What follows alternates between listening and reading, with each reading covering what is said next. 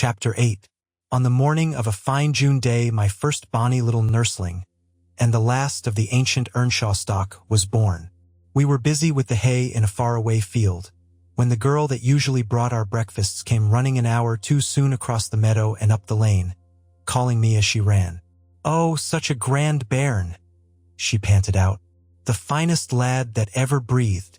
But the doctor says Mrs. must go. He says she's been in a consumption these many months. I heard him tell Mr. Hindley, and now she has nothing to keep her, and she'll be dead before winter. You must come home directly. You're to nurse it, Nellie, to feed it with sugar and milk and take care of it day and night.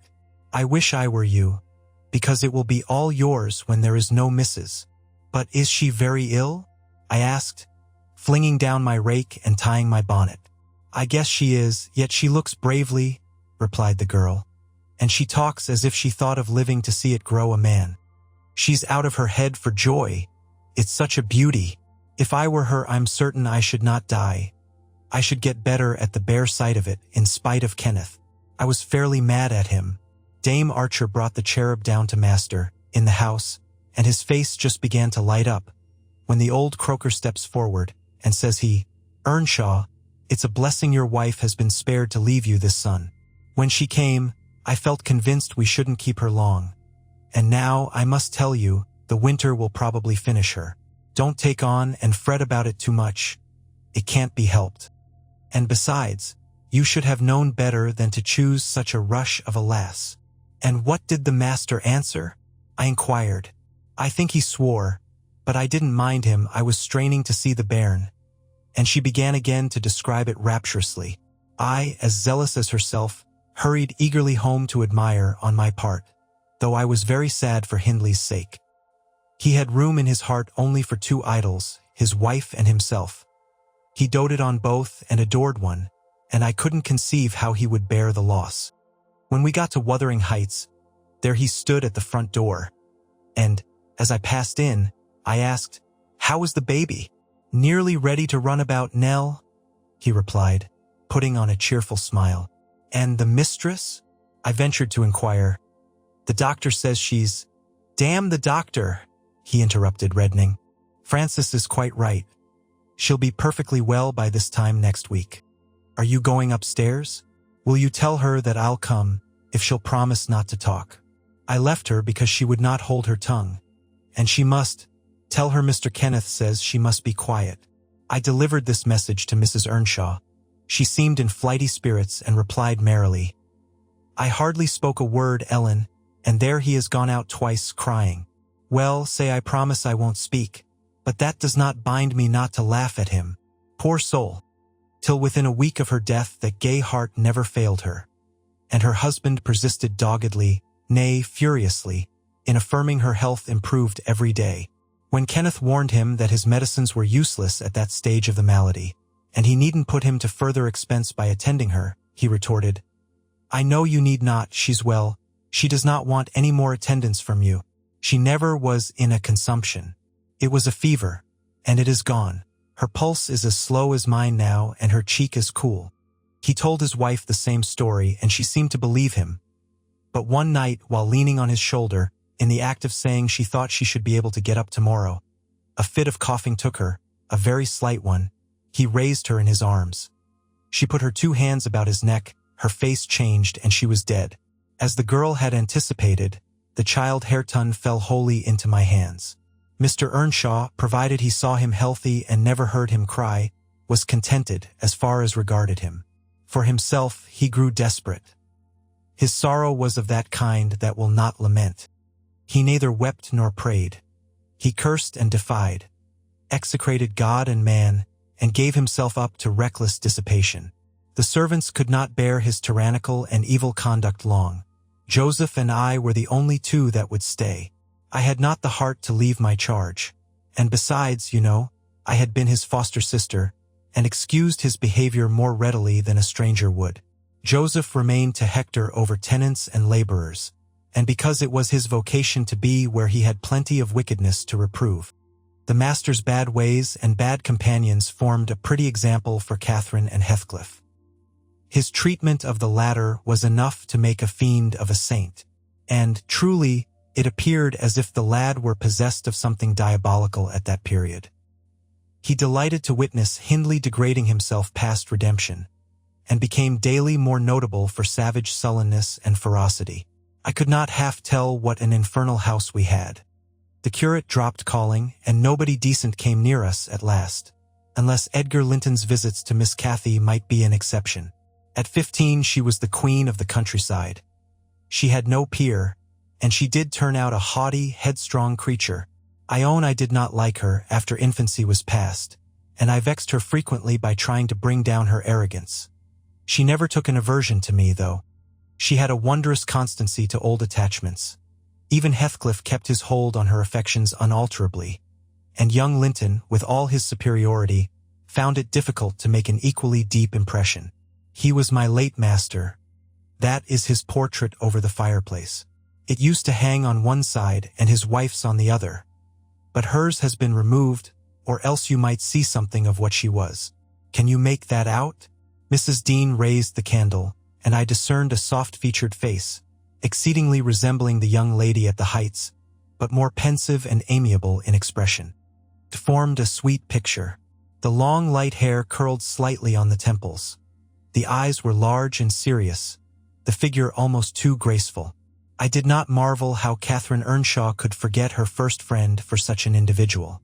I marveled much how he, with a mind to correspond with his person, could fancy my idea of Catherine Earnshaw. A very agreeable portrait, I observed to the housekeeper. Is it like? Yes, she answered. But he looked better when he was animated. That is his everyday countenance. He wanted spirit in general.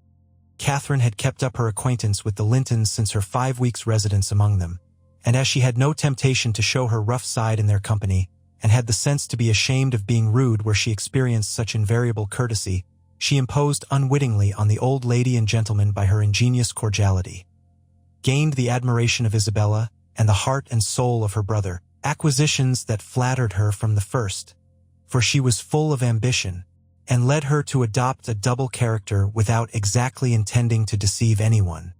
In the place where she heard Heathcliff termed a vulgar young ruffian, and worse than a brute, she took care not to act like him, but at home she had small inclination to practice politeness that would only be laughed at, and restrain an unruly nature when it would bring her neither credit nor praise. Mr. Edgar seldom mustered courage to visit Wuthering Heights openly. He had a terror of Earnshaw's reputation and shrunk from encountering him, and yet he was always received with our best attempts at civility.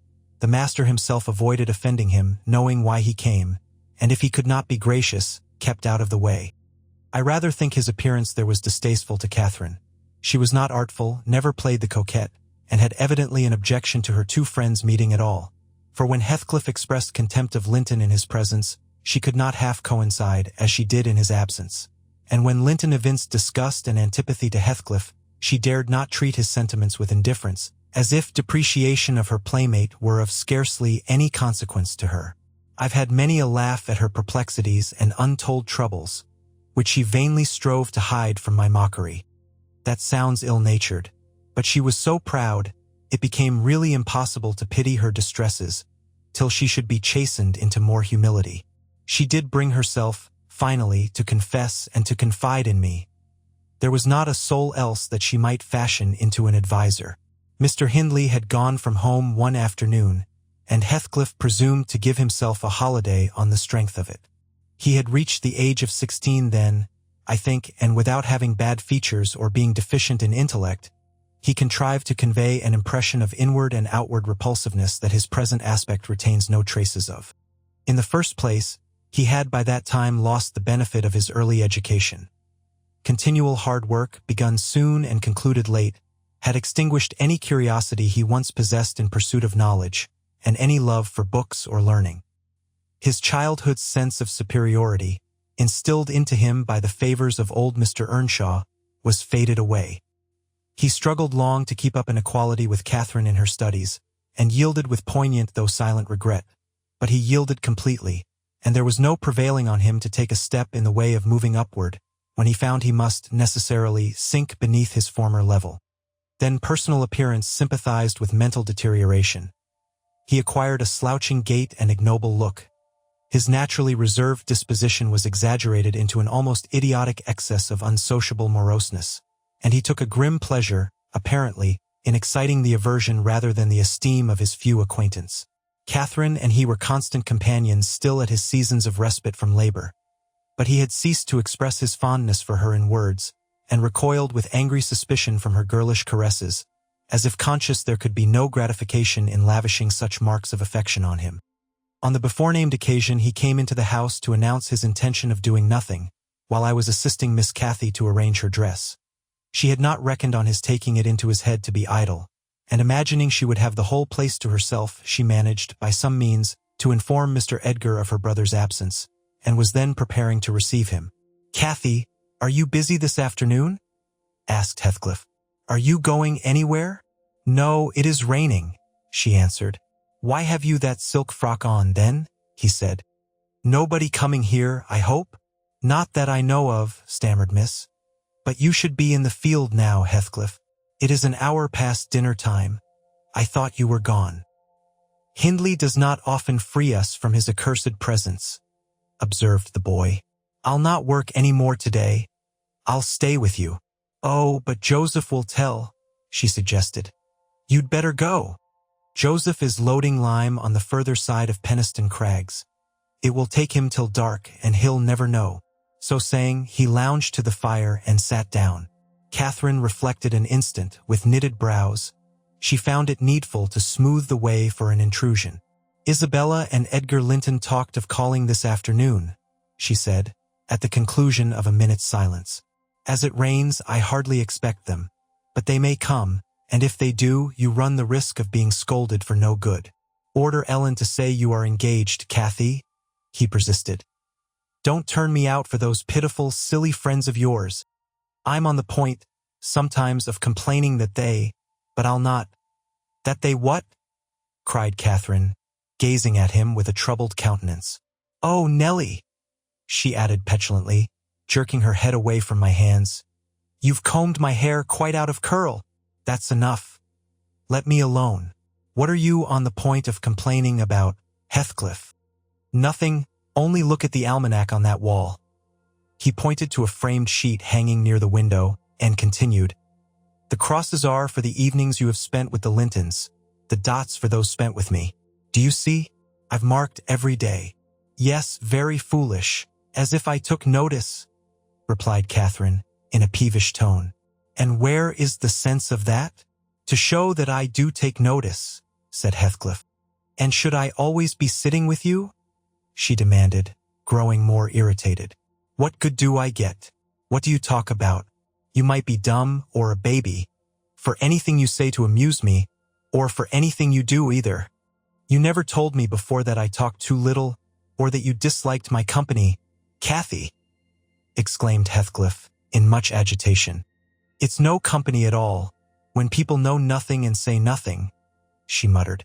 Her companion rose up, but he hadn't time to express his feelings further, for a horse's feet were heard on the flags, and having knocked gently, young Linton entered, his face brilliant with delight at the unexpected summons he had received. Doubtless Catherine marked the difference between her friends, as one came in and the other went out. The contrast resembled what you see in exchanging a bleak, hilly, coal country for a beautiful fertile valley, and his voice and greeting were as opposite as his aspect. He had a sweet, low manner of speaking, and pronounced his words as you do.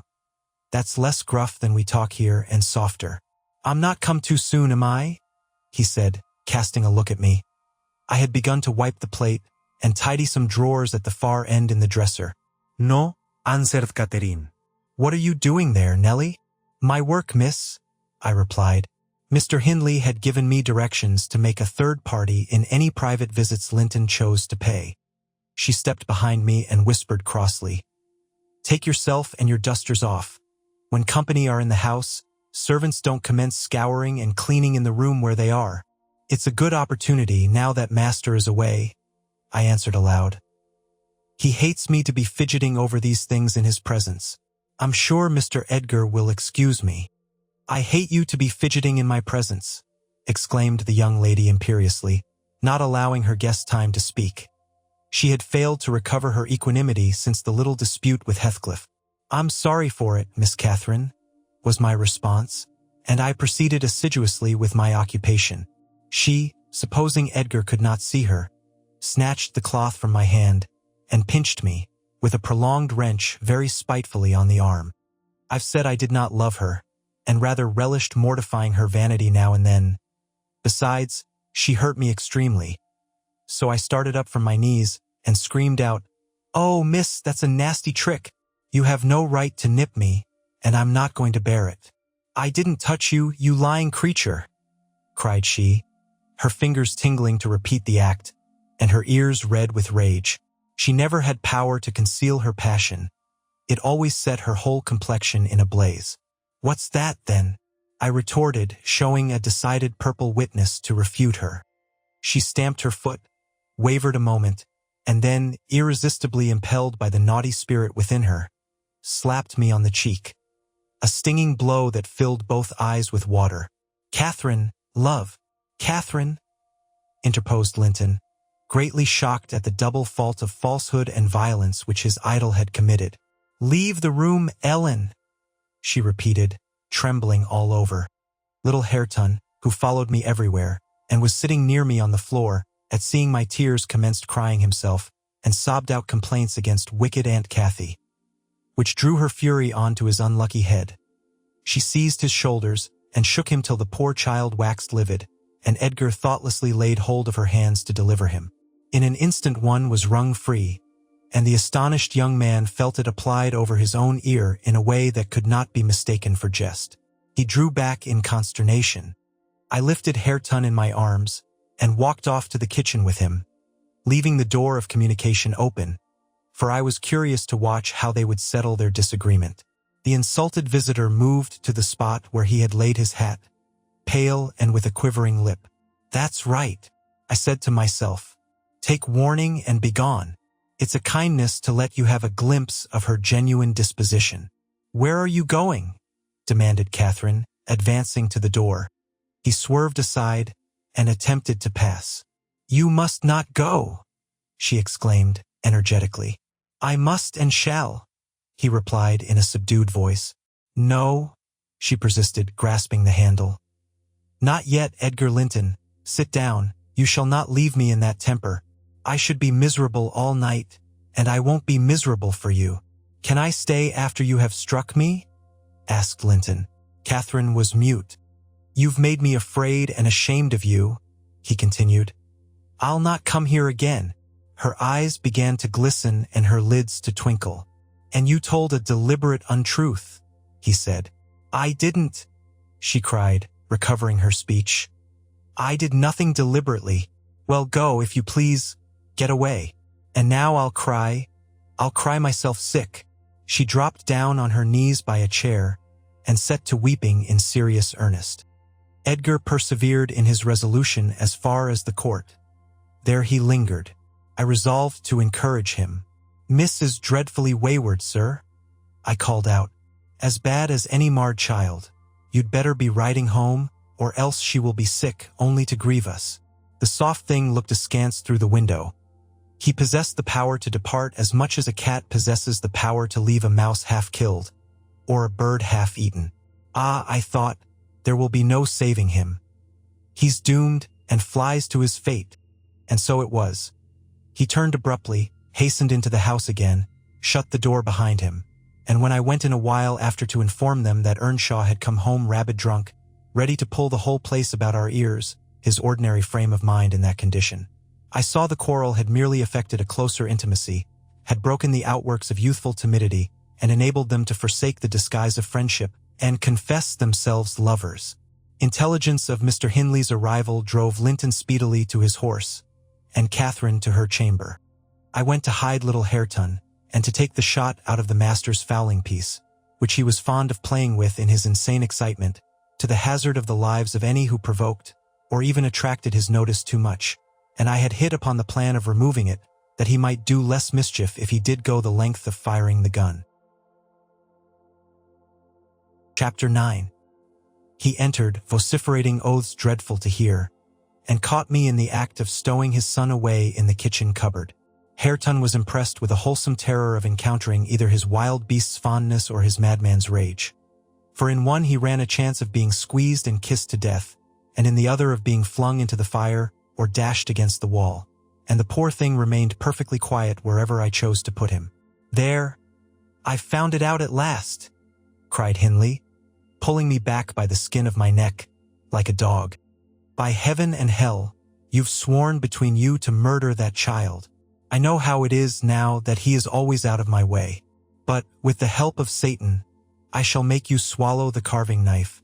Nellie, you needn't laugh, for I've just crammed Kenneth head downmost in the Black Horse Marsh, and 2 is the same as 1, and I want to kill some of you. I shall have no rest till I do." "But I don't like the carving knife, Mr. Hindley," I answered. "It has been cutting red herrings. I'd rather be shot, if you please." "You'd rather be damned," he said, "and so you shall. No law in England can hinder a man from keeping his house decent, and mine's abominable. Open your mouth." He held the knife in his hand and pushed its point between my teeth. But, for my part, I was never much afraid of his vagaries. I spat out and affirmed it tasted detestably. I would not take it on any account. "Oh," said he, releasing me. "I see that hideous little villain is not Hareton. I beg your pardon, Nell. If it be, he deserves flaying alive for not running to welcome me, and for screaming as if I were a goblin. Un natural cab, come iter. I'll teach thee to impose on a good-hearted, deluded father. Now, don't you think the lad would be handsomer cropped? It makes a dog fiercer, and I love something fierce. Get me a scissors, something fierce and trim. Besides, it's infernal affectation, devilish conceit it is, to cherish our ears, we're asses enough without them." "Hush, child, hush. Well then, it is my darling. Wisht, dry thy eyes, there's a joy. Kiss me." "What? It won't? Kiss me, Hareton. Damn thee, kiss me. By God. As if I would rear such a monster. As sure as I'm living, I'll break the brat's neck."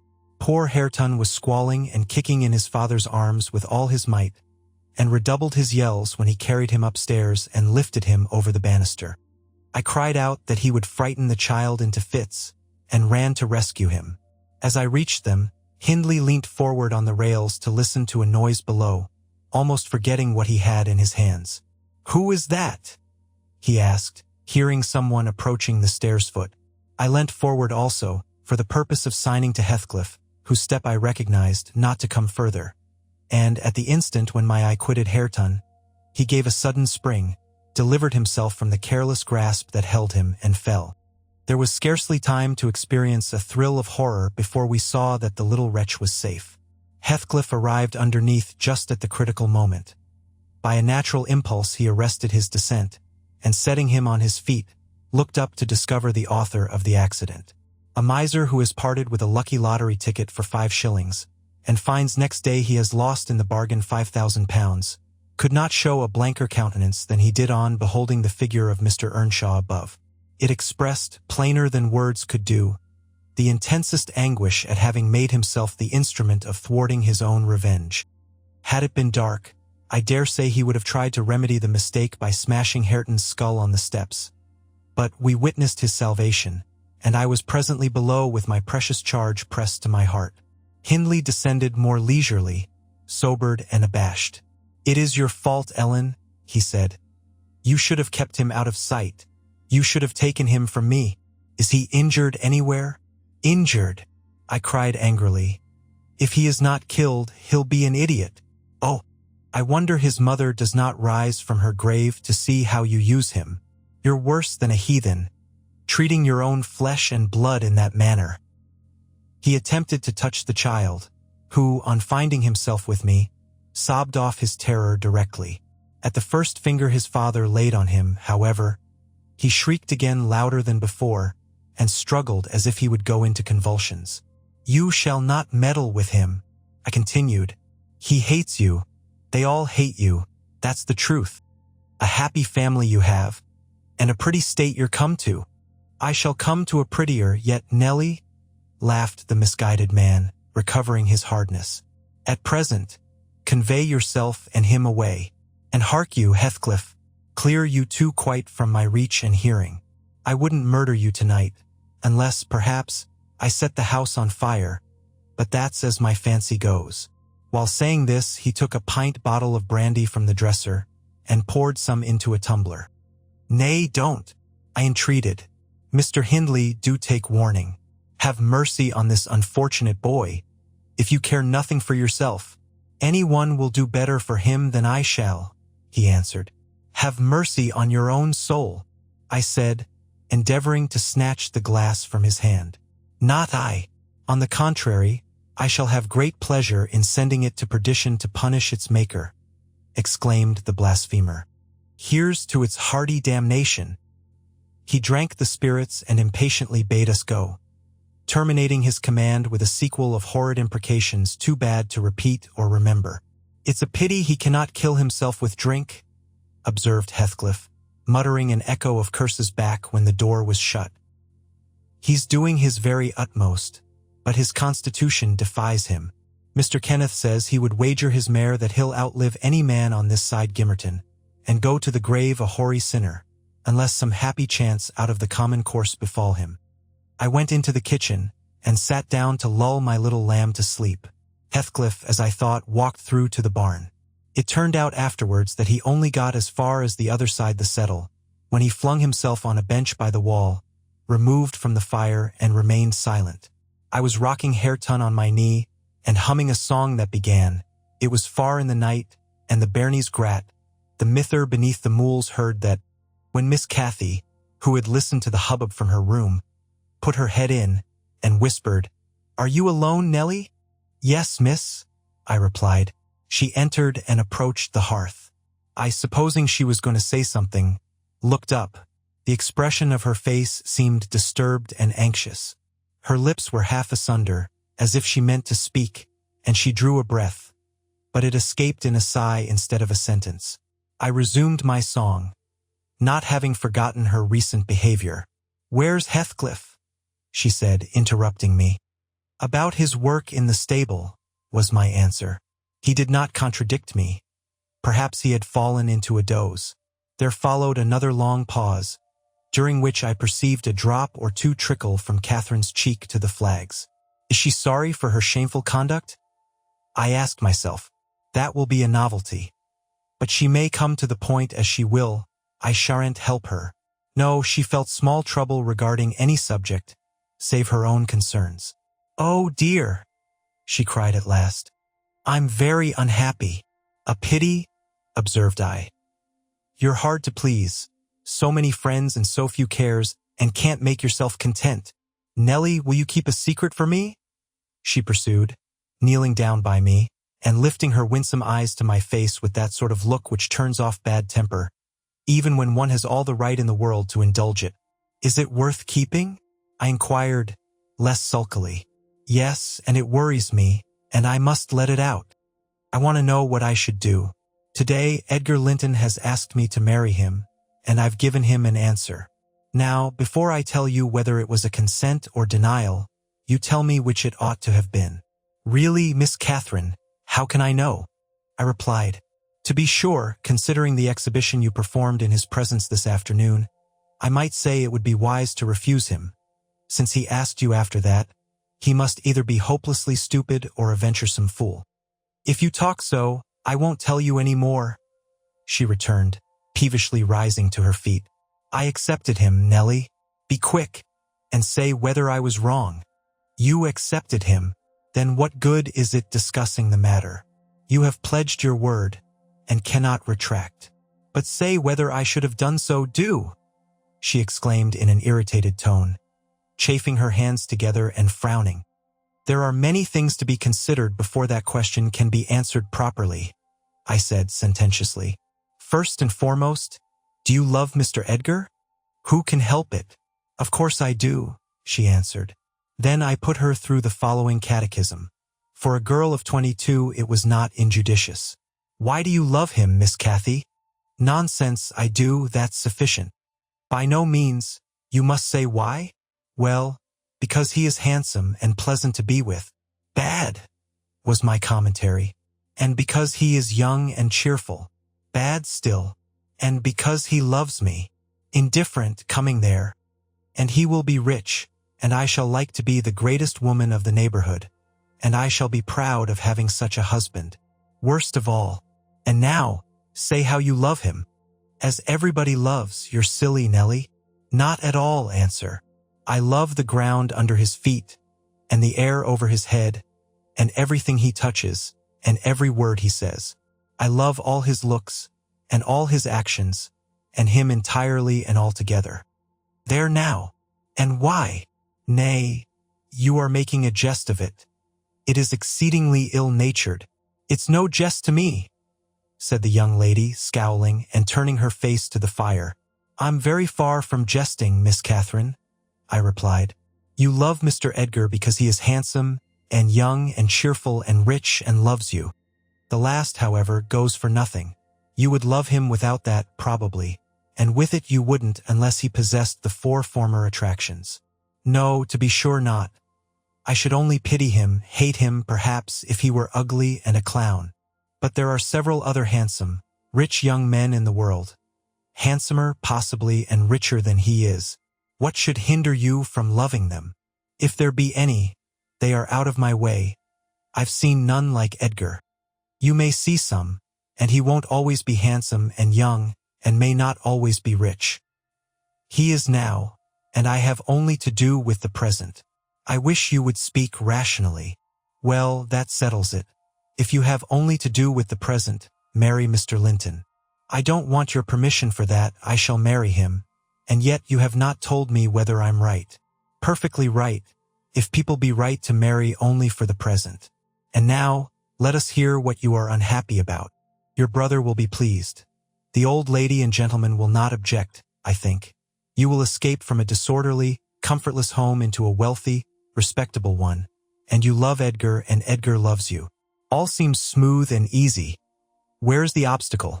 Here, and here, replied Catherine, striking one hand on her forehead and the other on her breast. In whichever place the soul lives, in my soul and in my heart, I'm convinced I'm wrong. That's very strange. I cannot make it out. It's my secret. But if you will not mock at me, I'll explain it. I can't do it distinctly, but I'll give you a feeling of how I feel. She seated herself by me again. Her countenance grew sadder and graver, and her clasped hands trembled. Nellie, do you never dream queer dreams? She said, suddenly, after some minutes' reflection. Yes, now and then, I answered. And so do I. I've dreamt in my life dreams that have stayed with me ever after, and changed my ideas. They've gone through and through me, like wine through water, and altered the color of my mind. And this is one. I'm going to tell it, but take care not to smile at any part of it. Oh, don't, Miss Catherine, I cried. We're dismal enough without conjuring up ghosts and visions to perplex us. Come, come, be merry and like yourself. Look at little Hareton. He's dreaming nothing dreary. How sweetly he smiles in his sleep. Yes, and how sweetly his father curses in his solitude. You remember him, I dare say, when he was just such another as that chubby thing. Nearly as young and innocent. However, Nellie, I shall oblige you to listen.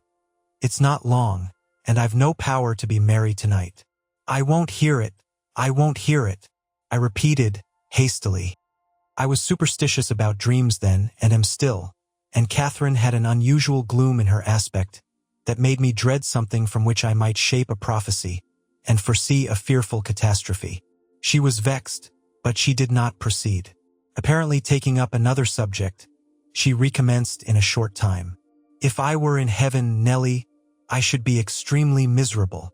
Because you are not fit to go there, I answered. All sinners would be miserable in heaven. But it is not for that. I dreamt once that I was there. I tell you I won't hearken to your dreams. Miss Catherine, I'll go to bed. I interrupted again. She laughed and held me down, for I made a motion to leave my chair. This is nothing, cried she. I was only going to say that heaven did not seem to be my home, and I broke my heart with weeping to come back to earth. And the angels were so angry that they flung me out into the middle of the heath on the top of Wuthering Heights. where I woke sobbing for joy. That will do to explain my secret, as well as the other. I've no more business to marry Edgar Linton than I have to be in heaven, and if the wicked man in there had not brought Heathcliff so low, I shouldn't have thought of it. It would degrade me to marry Heathcliff now, so he shall never know how I love him, and that not because he's handsome, Nelly, but because he's more myself than I am. Whatever our souls are made of, his and mine are the same, and Linton's is as different as a moonbeam from lightning or frost from fire. Ere the speech ended, I became sensible of Heathcliff's presence. Having noticed a slight movement, I turned my head and saw him rise from the bench and steal out noiselessly. He had listened till he heard Catherine say it would degrade her to marry him, and then he stayed to hear no further. My companion, sitting on the ground, was prevented by the back of the settle from remarking his presence or departure. But I started and bade her hush. "Why?" she asked, gazing nervously round. "Joseph is here," I answered, catching opportunely the roll of his cartwheels up the road. "And Heathcliff will come in with him. I'm not sure whether he were not at the door this moment." "Oh, he couldn't overhear me at the door," said she. "Give me Hareton while you get the supper, and when it is ready ask me to sup with you. I want to cheat my uncomfortable conscience, and be convinced that Heathcliff has no notion of these things. He has not, has he? He does not know what being in love is." "I see no reason that he should not know as well as you," I returned. "And if you are his choice, he'll be the most unfortunate creature that ever was born. As soon as you become Mrs. Linton, he loses friend, and love, and all. Have you considered how you'll bear the separation, and how he'll bear to be quite deserted in the world? Because, Miss Catherine, he quite deserted. We separated," she exclaimed, with an accent of indignation. "Who is to separate us, pray? They'll meet the fate of Milo. Not as long as I live, Ellen. For no mortal creature. Every Linton on the face of the earth might melt into nothing before I could consent to forsake Heathcliff. Oh, that's not what I intend. That's not what I mean. I shouldn't be Mrs. Linton were such a price demanded. He'll be as much to me as he has been all his lifetime. Edgar must shake off his antipathy and tolerate him, at least. He will when he learns my true feelings towards him. Nelly, I see now you think me a selfish wretch. But did it never strike you that if Heathcliff and I married, we should be beggars? Whereas, if I marry Linton, I can aid Heathcliff to rise, and place him out of my brother's power." "With your husband's money, Miss Catherine?" I asked. "You'll find him not so pliable as you calculate upon, and, though I'm hardly a judge, I think that's the worst motive you've given yet for being the wife of young Linton." "It is not," retorted she. "It is the best. The others were the satisfaction of my whims, and for Edgar's sake, too, to satisfy him. This is for the sake of one who comprehends in his person my feelings to Edgar and myself. I cannot express it, but surely you and everybody have a notion that there is or should be an existence of yours beyond you. What were the use of my creation if I were entirely contained here? My great miseries in this world have been Heathcliff's miseries, and I watched and felt each from the beginning. My great thought in living is himself. If all else perished and he remained, I should still continue to be, and if all else remained and he were annihilated, the universe would turn to a mighty stranger. I should not seem a part of it. My love for Linton is like the foliage in the woods. Time will change it, I'm well aware, as winter changes the trees. My love for Heathcliff resembles the eternal rocks beneath, a source of little visible delight, but necessary. Nelly, I am Heathcliff. He's always in my mind, not as a pleasure, any more than I am always a pleasure to myself, but as my own being. So don't talk of our separation again. It is impracticable, and—" She paused and hid her face in the folds of my gown, but I jerked it forcibly away. I was out of patience with her folly. "If I can make any sense of your nonsense, miss," I said, "it only goes to convince me that you are ignorant of the duties you undertake in marrying, or else that you are a wicked, unprincipled girl. But trouble me with no more secrets. I'll not promise to keep them." "You'll keep that?" she asked eagerly. "No, I'll not promise," I repeated. She was about to insist, when the entrance of Joseph finished our conversation, and Catherine removed her seat to a corner and nursed Hareton while I made the supper. After it was cooked, my fellow servant and I began to quarrel who should carry some to Mr. Hindley, and we didn't settle it till all was nearly cold. Then we came to the agreement that we would let him ask if he wanted any, for we feared particularly to go into his presence when he had been some time alone. And how isn't that Nout Comed in Frode Field? Be this time. What is he about? Gert idle seat, demanded the old man, looking round for Heathcliff. I'll call him, I replied. He's in the barn, I've no doubt. I went and called, but got no answer. On returning, I whispered to Catherine that he had heard a good part of what she said. I was sure, and told how I saw him quit the kitchen just as she complained of her brother's conduct regarding him. She jumped up in a fine fright, flung Hareton onto the settle, and ran to seek for her friend herself, not taking leisure to consider why she was so flurried, or how her talk would have affected him. She was absent such a while that Joseph proposed we should wait no longer. He cunningly conjectured they were staying away in order to avoid hearing his protracted blessing. They were ill enough for ony foul manners, he affirmed, and on their behalf he added that night a special prayer to the usual quarter of an hour's supplication before meat, and would have tacked another to the end of the grace, had not his young mistress broken in upon him with a hurried command that he must run down the road, and, wherever Heathcliff had rambled, find and make him re-enter directly. I want to speak to him, and I must before I go upstairs, she said. And the gate is open. He is somewhere out of hearing. For he would not reply, though I shouted at the top of the fold as loud as I could. Joseph objected at first. She was too much in earnest, however, to suffer contradiction, and at last he placed his hat on his head and walked grumbling forth. Meantime, Catherine paced up and down the floor, exclaiming, I wonder where he is. I wonder where he can be. What did I say, Nellie? I've forgotten. Was he vexed at my bad humor this afternoon? Dear, tell me what I've said to grieve him. I do wish he'd come. I do wish he would. What a noise for nothing, I cried, though rather uneasy myself. What a trifle scares you. It's surely no great cause of alarm that Heathcliff should take a moonlight saunter on the moors, or even lie too sulky to speak to us in the hayloft. I'll engage he's lurking there. See if I don't ferret him out. I departed to renew my search. Its result was disappointment, and Joseph's quest ended in the same. Yon lad gets war war, observed he on re-entering. He's left to gate at full swing, and Mrs. Pony has trodden down 2 rigs o' corn, and plottered through, right o'er into meadow. Hosam diver, measter you'll play to devil to morn, and he'll do weel. He's patience itseln why sich careless, awful craters, patience itseln he is. Bud he'll not be so a lose yas see, all on ye. Ya munent drive him out of his head for nout. Have you found Heathcliff, you ass? Interrupted Catherine. Have you been looking for him as I ordered? I sud more liquor look for te horse, he replied. It ud be to more sense. Bud I can look for norther horse nor man of a neat loik this, as black as te chimbly. Und Heathcliff's known te chap to coom at my whistle. Happen he'll be less hard a hearing why.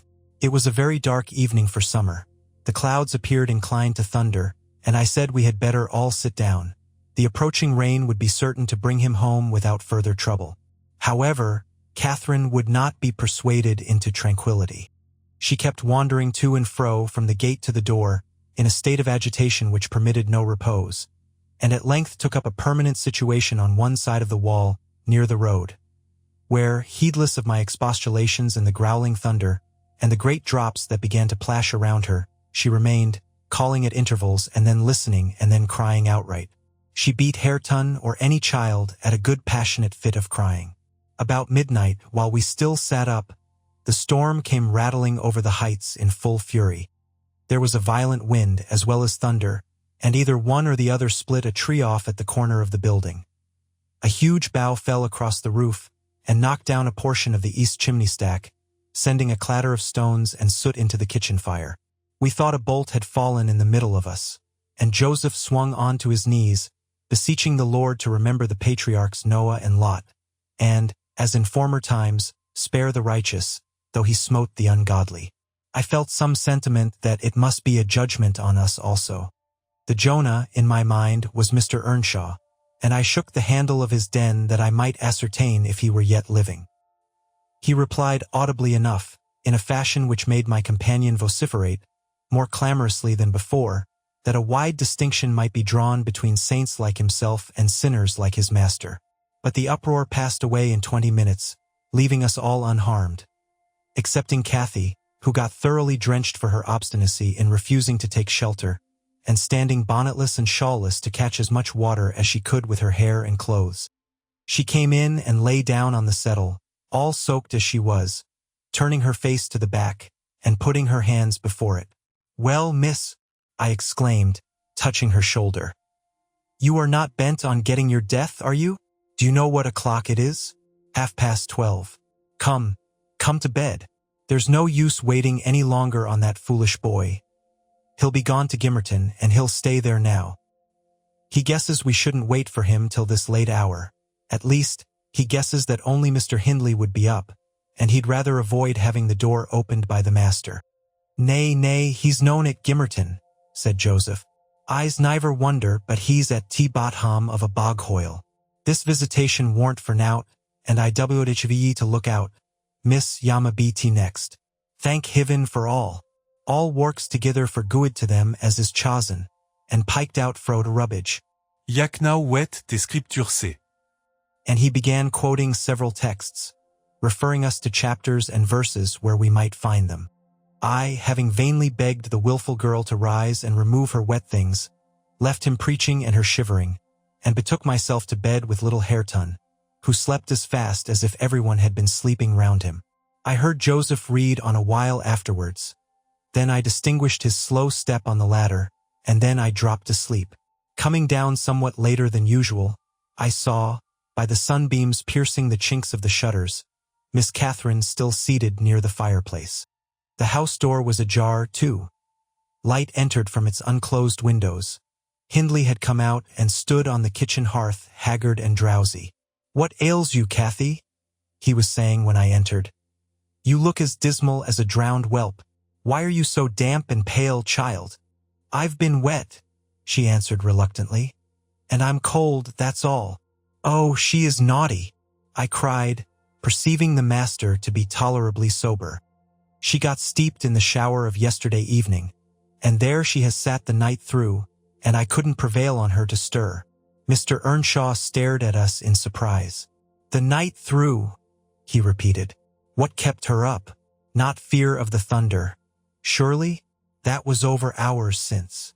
Neither of us wished to mention Heathcliff's absence as long as we could conceal it. So I replied, I didn't know how she took it into her head to sit up, and she said nothing. The morning was fresh and cool. I threw back the lattice, and presently the room filled with sweet scents from the garden. But Catherine called peevishly to me, "Ellen, shut the window. I'm starving." And her teeth chattered as she shrank closer to the almost extinguished embers. "She's ill," said Hindley, taking her wrist. "I suppose that's the reason she would not go to bed. Damn it, I don't want to be troubled with more sickness here. What took you into the rain?" "Running after tea lads as usual," croaked Joseph, catching an opportunity from our hesitation to thrust in his evil tongue. "If I wore ya, maester, I just slam tea boards I their faces all on 'em gentle and simple. Never a day you'd off, but yon cat o' Linton comes sneaking hither. And Miss Nellie, shoe's a fine lass. Shoe sits watching for ye at the kitchen, and as you're in at one door, he's out at t'other. And then, our grand lady goes a-courting of her side. It's bonny behaviour, lurking amang tea fields, after 12 at a night. Why that foul, flaysome divil of a gypsy, Heathcliff. They think I'm blind, but I'm known, now any sort. I seed young Linton both coming and going, and I seed ya," directing his discourse to me. "Ya gooid for nout slatternly witch, nip up and bolt into the house. To minute ya heard to maester's horsefit clatter up T road." "Silence, eavesdropper," cried Catherine. "None of your insolence before me. Edgar Linton came yesterday by chance, Hindley, and it was I who told him to be off, because I knew you would not like to have met him as you were. You lie, Cathy, no doubt. answered her brother. And you are a confounded simpleton, but never mind Linton at present. Tell me, were you not with Heathcliff last night? Speak the truth, now. You need not be afraid of harming him. Though I hate him as much as ever, he did me a good turn a short time since that will make my conscience tender of breaking his neck. To prevent it, I shall send him about his business this very morning. And after he's gone, I'd advise you all to look sharp. I shall only have the more humor for you. I never saw Heathcliff last night, answered Catherine, beginning to sob bitterly.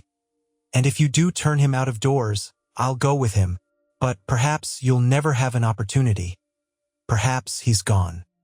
Here she burst into uncontrollable grief, and the remainder of her words were inarticulate. Hindley lavished on her a torrent of scornful abuse, and bade her get to her room immediately, or she shouldn't cry for nothing. I obliged her to obey, and I shall never forget what a scene she acted when we reached her chamber. It terrified me. I thought she was going mad, and I begged Joseph to run for the doctor. It proved the commencement of delirium. Mr. Kenneth, as soon as he saw her, pronounced her dangerously ill. She had a fever. He bled her, and he told me to let her live on whey and water gruel, and take care she did not throw herself downstairs or out of the window, and then he left, for he had enough to do in the parish, where 2 or 3 miles was the ordinary distance between cottage and cottage. Though I cannot say I made a gentle nurse, and Joseph and the master were no better, and though our patient was as wearisome and headstrong as a patient could be, she weathered it through. Old Mrs. Linton paid us several visits, to be sure, and set things to rights, and scolded and ordered us all. And when Catherine was convalescent, she insisted on conveying her to Thrushcross Grange, for which deliverance we were very grateful. But the poor dame had reason to repent of her kindness. She and her husband both took the fever, and died within a few days of each other. Our young lady returned to us saucier and more passionate, and haughtier than ever. Heathcliff had never been heard of since the evening of the thunderstorm, and one day I had the misfortune, when she had provoked me exceedingly, to lay the blame of his disappearance on her, where indeed it belonged, as she well knew. From that period, for several months, she ceased to hold any communication with me, save in the relation of a mere servant. Joseph fell under a ban also. He would speak his mind and lecture her all the same as if she were a little girl, and she esteemed herself a woman and our mistress, and thought that her recent illness gave her a claim to be treated with consideration. Then the doctor had said that she would not bear crossing much. She ought to have her own way, and it was nothing less than murder in her eyes for anyone to presume to stand up and contradict her.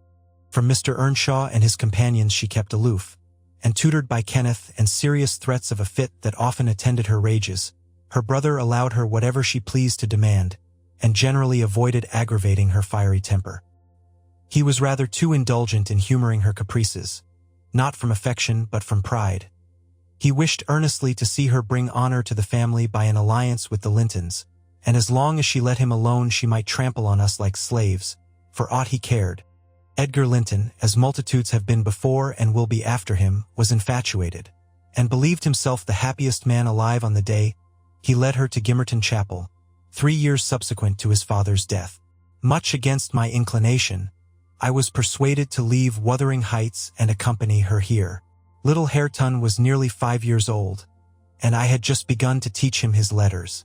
We made a sad parting, but Catherine's tears were more powerful than ours.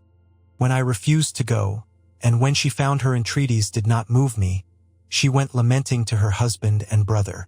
The former offered me munificent wages, the latter ordered me to pack up. He wanted no women in the house, he said, now that there was no mistress, and as to Hareton, the curate should take him in hand by and by. And so I had but one choice left, to do as I was ordered. I told the master he got rid of all decent people only to run to ruin a little faster. I kissed Hareton, said goodbye, and since then he has been a stranger, and it's very queer to think it, but I've no doubt he has completely forgotten all about Ellen Dean, and that he was ever more than all the world to her and she to him. At this point of the housekeeper's story she chanced to glance towards the timepiece over the chimney, and was in amazement on seeing the minute-hand measure 1:30. She would not hear of staying a second longer. In truth, I felt rather disposed to defer the sequel of her narrative myself. And now that she is vanished to her rest, and I have meditated for another hour or two, I shall summon courage to go also, in spite of aching laziness of head and limbs. Chapter 10. A charming introduction to a hermit's life, for weeks' torture, tossing, and sickness. Oh, these bleak winds and bitter northern skies, and impassable roads, and dilatory country surgeons. And oh, this dearth of the human physiognomy, and, worse than all, the terrible intimation of Kenneth that I need not expect to be out of doors till spring. Mr. Heathcliff has just honored me with a call. About 7 days ago he sent me a brace of grouse, the last of the season. Scoundrel! He is not altogether guiltless in this illness of mine, and that I had a great mind to tell him. But, alas! How could I offend a man who was charitable enough to sit at my bedside a good hour, and talk on some other subject than pills and draughts, blisters and leeches? This is quite an easy interval. I am too weak to read, yet I feel as if I could enjoy something interesting. Why not have up Mrs. Dean to finish her tale? I can recollect its chief incidents as far as she had gone. Yes, I remember her hero had run off and never been heard of for 3 years, and the heroine was married. I'll ring. She'll be delighted to find me capable of talking cheerfully. Mrs. Dean came. It wants 20 minutes, sir, to taking the medicine, she commenced. Away, away with it, I replied. I desire to have. The doctor says you must drop the powders. With all my heart. Don't interrupt me. Come and take your seat here. Keep your fingers from that bitter phalanx of vials. Draw your knitting out of your pocket, that will do. Now continue the history of Mr. Heathcliff from where you left off to the present day. Did he finish his education on the continent and come back a gentleman? Or did he get a sizar's place at college, or escape to America and earn honors by drawing blood from his foster country? Or make a fortune more promptly on the English highways? He may have done a little in all these vocations, Mr. Lockwood, but I couldn't give my word for any. I stated before that I didn't know how he gained his money. Neither am I aware of the means he took to raise his mind from the savage ignorance into which it was sunk. But, with your leave, I'll proceed in my own fashion, if you think it will amuse and not weary you. Are you feeling better this morning? Much. That's good news. I got Miss Catherine and myself to Thrushcross Grange, and, to my agreeable disappointment, she behaved infinitely better than I dared to expect. She seemed almost overfond of Mr. Linton, and even to his sister she showed plenty of affection. They were both very attentive to her comfort, certainly. It was not the thorn bending to the honeysuckles, but the honeysuckles embracing the thorn. There were no mutual concessions. One stood erect, and the others yielded. And who can be ill-natured and bad-tempered when they encounter neither opposition nor indifference?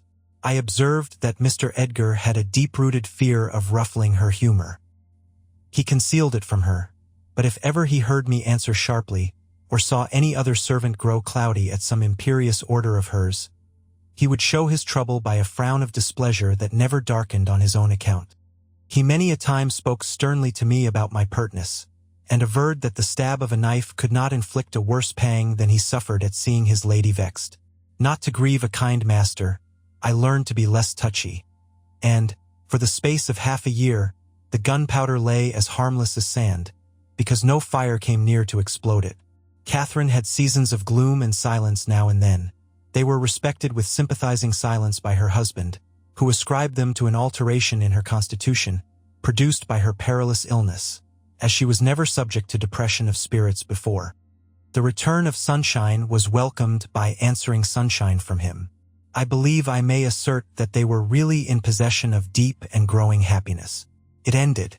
Well, we must be for ourselves in the long run. The mild and generous are only more justly selfish than the domineering. And it ended when circumstances caused each to feel that the one's interest was not the chief consideration in the other's thoughts. On a mellow evening in September, I was coming from the garden with a heavy basket of apples which I had been gathering. It had got dusk, and the moon looked over the high wall of the court, causing undefined shadows to lurk in the corners of the numerous projecting portions of the building. I set my burden on the house steps by the kitchen door, and lingered to rest, and drew in a few more breaths of the soft, sweet air. My eyes were on the moon, and my back to the entrance, when I heard a voice behind me say, Nellie, is that you? It was a deep voice and foreign in tone, yet there was something in the manner of pronouncing my name which made it sound familiar.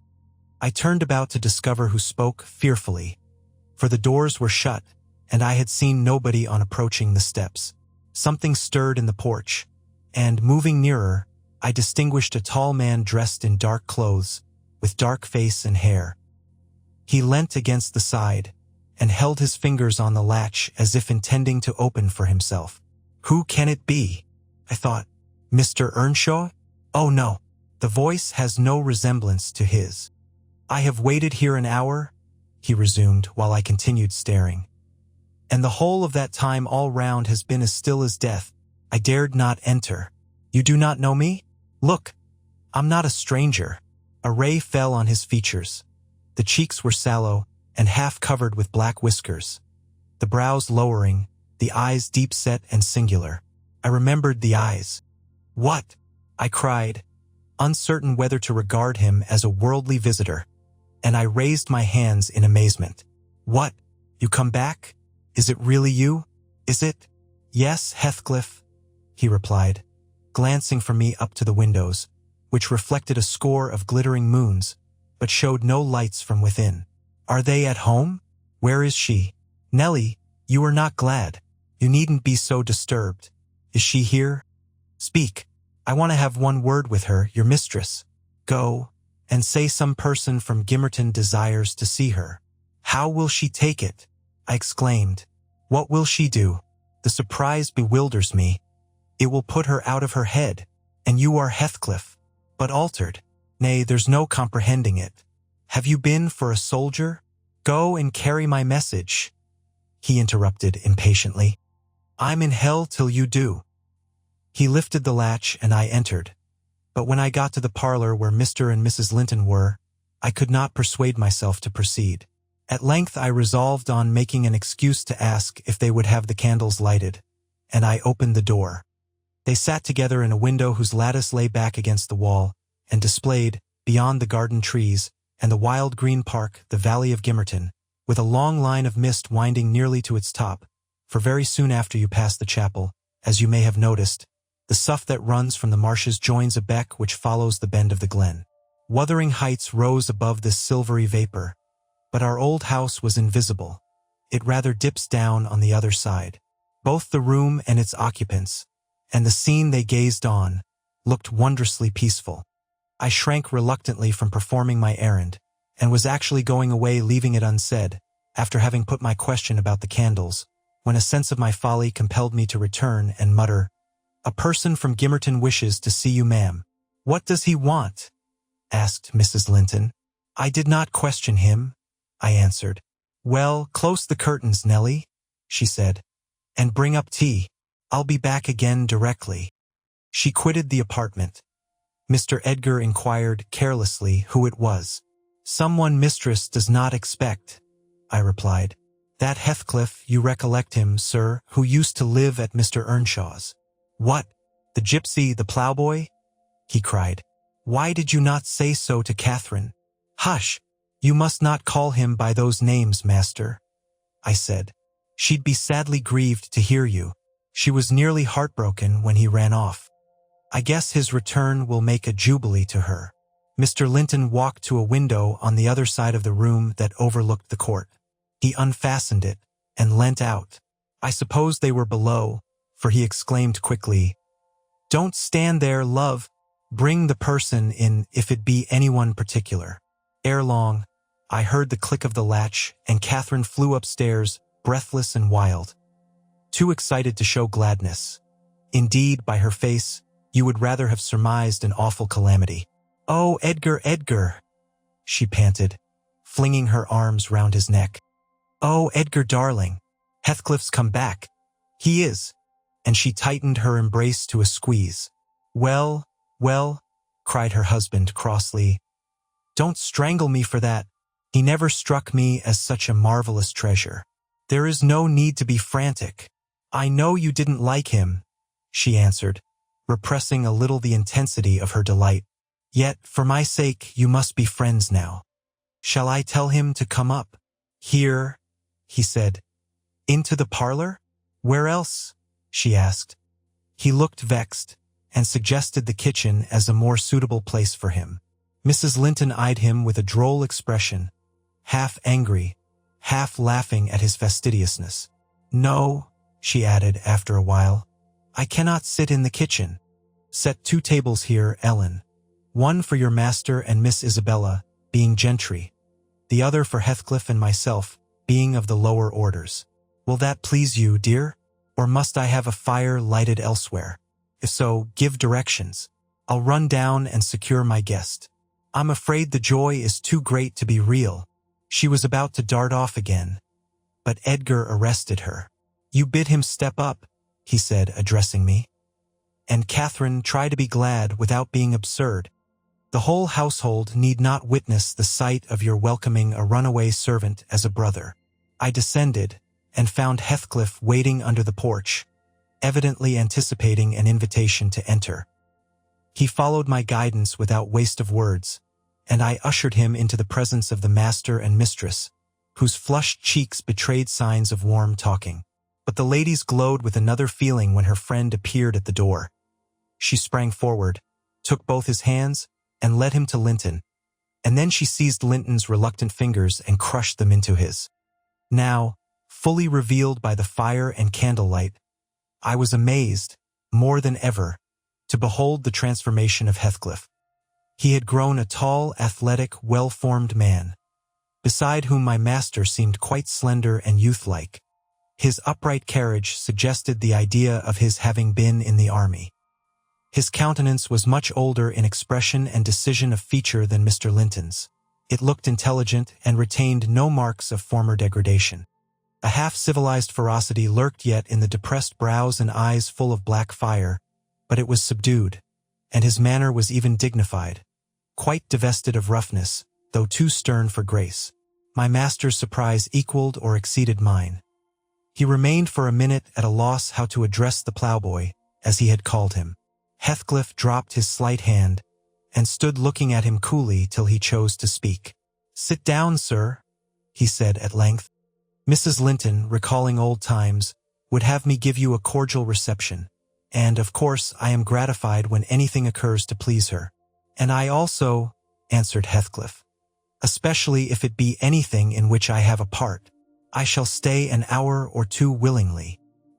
He took a seat opposite Catherine, who kept her gaze fixed on him as if she feared he would vanish were she to remove it.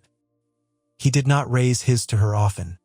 A quick glance now and then sufficed, but it flashed back each time more confidently the undisguised delight he drank from hers. They were too much absorbed in their mutual joy to suffer embarrassment. Not so Mr. Edgar. He grew pale with pure annoyance, a feeling that reached its climax when his lady rose, and stepping across the rug, seized Heathcliff's hands again, and laughed like one beside herself. "I shall think it a dream tomorrow," she cried. "I shall not be able to believe that I have seen, and touched, and spoken to you once more. And yet, cruel Heathcliff, you don't deserve this welcome. To be absent and silent for 3 years, and never to think of me, a little more than you have thought of me," he murmured. "I heard of your marriage, Cathy, not long since, and while waiting in the yard below, I meditated this plan, just to have one glimpse of your face, a stare of surprise, perhaps, and pretended pleasure. Afterwards settle my score with Hindley, and then prevent the law by doing execution on myself. Your welcome has put these ideas out of my mind. But beware of meeting me with another aspect next time. Nay, you'll not drive me off again. You were really sorry for me, were you? Well, there was cause. I've fought through a bitter life since I last heard your voice, and you must forgive me, for I struggled only for you. Catherine, unless we are to have cold tea, please to come to the table," interrupted Linton, striving to preserve his ordinary tone, and a due measure of politeness. "Mr. Heathcliff will have a long walk, wherever he may lodge tonight, and I'm thirsty." She took her post before the urn, and Miss Isabella came, summoned by the bell. Then, having handed their chairs forward, I left the room. The meal hardly endured 10 minutes. Catherine's cup was never filled. She could neither eat nor drink. Edgar had made a slop in his saucer, and scarcely swallowed a mouthful. Their guest did not protract his stay that evening above an hour longer. I asked, as he departed, if he went to Gimmerton? No, to Wuthering Heights, he answered. Mr. Earnshaw invited me when I called this morning. Mr. Earnshaw invited him, and he called on Mr. Earnshaw. I pondered this sentence painfully after he was gone. Is he turning out a bit of a hypocrite and coming into the country to work mischief under a cloak? I mused. I had a presentiment in the bottom of my heart that he had better have remained away.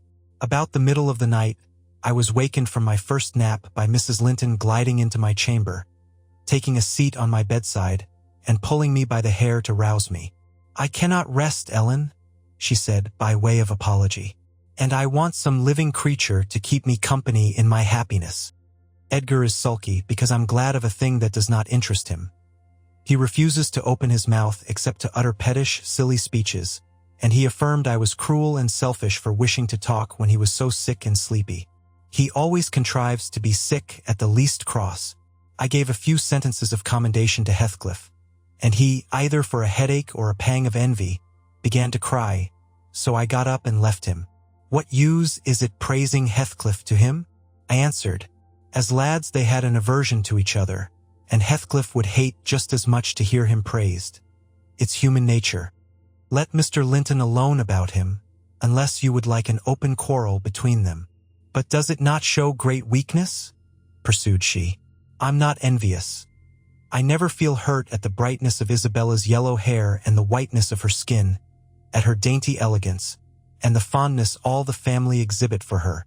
Even you, Nellie, if we have a dispute sometimes, you back Isabella at once, and I yield like a foolish mother. I call her a darling, and flatter her into a good temper. It pleases her brother to see us cordial, and that pleases me. But they are very much alike. They are spoiled children, and fancy the world was made for their accommodation. And though I humor both, I think a smart chastisement might improve them all the same. You're mistaken, Mrs. Linton, said I. They humor you. I know what there would be to do if they did not. You can well afford to indulge their passing whims as long as their business is to anticipate all your desires. You may, however, fall out at last over something of equal consequence to both sides, and then those you term weak are very capable of being as obstinate as you. And then we shall fight to the death, shan't we, Nellie? She returned, laughing. No. I tell you, I have such faith in Linton's love that I believe I might kill him, and he wouldn't wish to retaliate. I advised her to value him the more for his affection. I do, she answered, but he needn't resort to whining for trifles. It is childish, and instead of melting into tears because I said that Heathcliff was now worthy of anyone's regard, and it would honor the first gentleman in the country to be his friend, he ought to have said it for me and been delighted from sympathy. He must get accustomed to him, and he may as well like him. Considering how Heathcliff has reason to object to him, I'm sure he behaved excellently. What do you think of his going to Wuthering Heights? I inquired. He is reformed in every respect, apparently. Quite a Christian, offering the right hand of fellowship to his enemies all around. He explained it, she replied. I wonder as much as you. He said he called to gather information concerning me from you, supposing you resided there still, and Joseph told Hindley, who came out and fell to questioning him of what he had been doing, and how he had been living, and finally desired him to walk in. There were some persons sitting at cards. Heathcliff joined them. My brother lost some money to him, and, finding him plentifully supplied, he requested that he would come again in the evening, to which he consented. Hindley is too reckless to select his acquaintance prudently. He doesn't trouble himself to reflect on the causes he might have for mistrusting one whom he has basely injured. But Heathcliff affirms his principal reason for resuming a connection with his ancient persecutor is a wish to install himself in quarters at walking distance from the Grange, and an attachment to the house where we live together, and likewise a hope that I shall have more opportunities of seeing him there than I could have if he settled in Gimmerton. He means to offer liberal payment for permission to lodge at the Heights, and doubtless my brother's covetousness will prompt him to accept the terms. He was always greedy, though what he grasps with one hand he flings away with the other. It's a nice place for a young man to fix his dwelling in, said I. Have you no fear of the consequences, Mrs. Linton?